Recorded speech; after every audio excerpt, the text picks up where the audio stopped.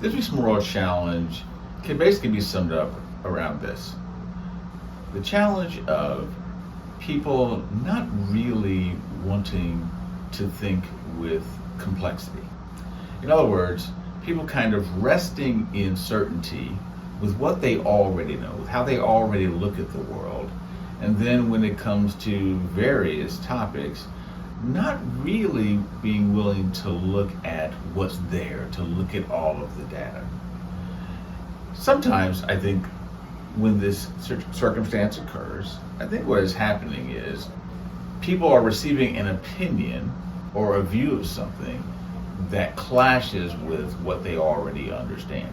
And perhaps the source from which they are hearing it makes them less inclined to trust that source.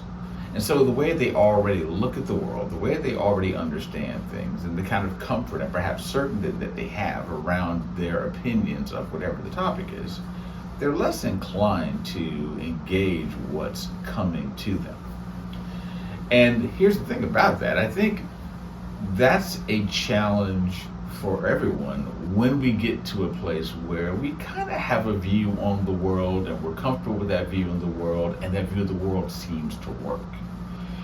And perhaps a larger challenge of that for a Christian moral formation challenge is that we learn about the Bible, we learn about basic story, we learn about how it helps us make sense of the world, we hear sermons, we read books perhaps, we sing songs about it all the time, we go to church and we have our beliefs reinforced, and we settle into a way of looking at reality.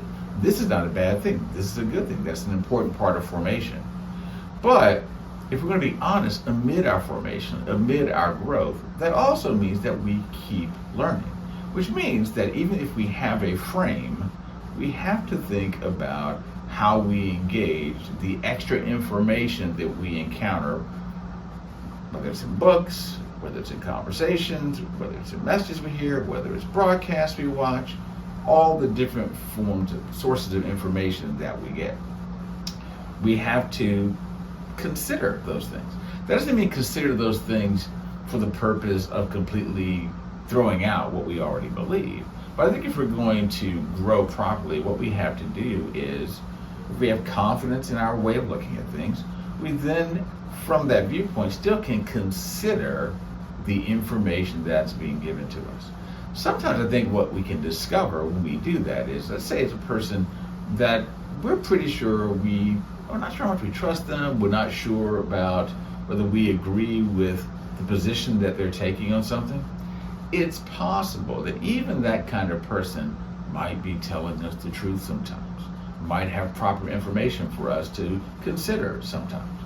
And maybe even when we do that, it helps us to do a better job of looking at things from the frame that we have. It may actually sharpen the way that we look at things. It better enable us to engage people who don't just agree with us, but even those who disagree with us. It's really hard during this time in society right now. Here we are in 2024. We're amidst a long period of great polarization in our country. Really around the world there's that polarization.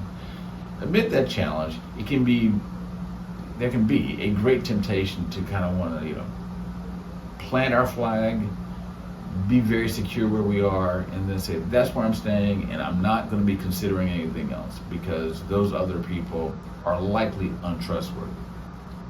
I think when we do that, we're really being disingenuous. We want a kind of safety, but it's a kind of safety that doesn't really allow us to engage with others, and it might not even allow us to grow as we can out of our engagement with others, perhaps out of our engagement with others that disagree with us. So I think what we need to do in the face of this moral challenge is assess what frame we have, assess our way of understanding things, assess the strength and confidence of our convictions, but then also consider how out of that we can seriously consider whatever comes our way. And in that serious consideration, then refine perhaps what our view is. Or maybe after we assess what's come to us, we say, I've looked at it, and after looking at it, there's no reason for me to change my perspective on it. But if we do it that way, I think we do it with greater integrity. It may seem very challenging in some circumstances. It may seem like you don't want to give the time to it in some circumstances.